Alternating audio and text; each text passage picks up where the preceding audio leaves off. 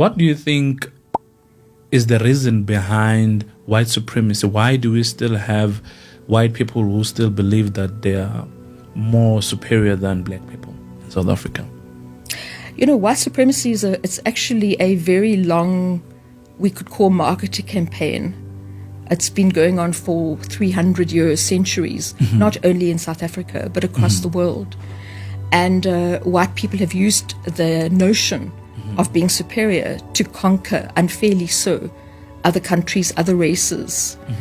And it's a strategy that works for white people because it allows white mediocrity to trump over black excellence time and time again.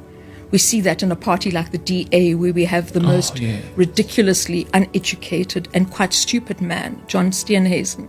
But when you look at some of the black women who competed against him, they were actually outstanding achievers, very strong, well-educated, knowledgeable, and well-traveled black women.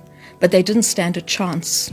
So still in South Africa, we have the mantra of do not disturb white supremacy and white privilege. And what's so remarkable is that the ANC government seem to have adopted that. I almost feel it's like the national anthem of the ANC, not to disturb white supremacy.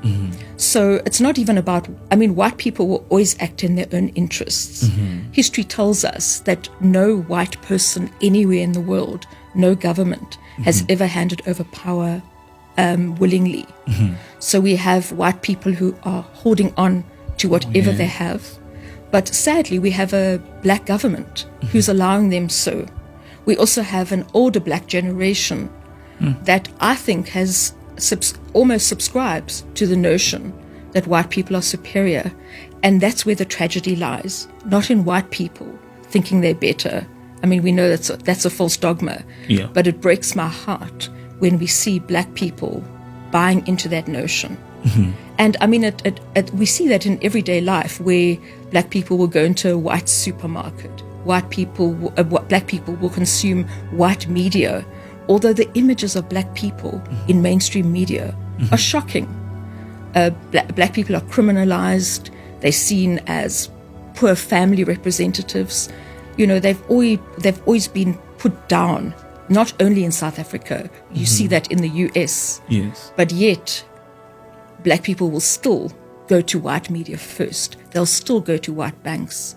And I think that's a very sad symptom of the power of white supremacy.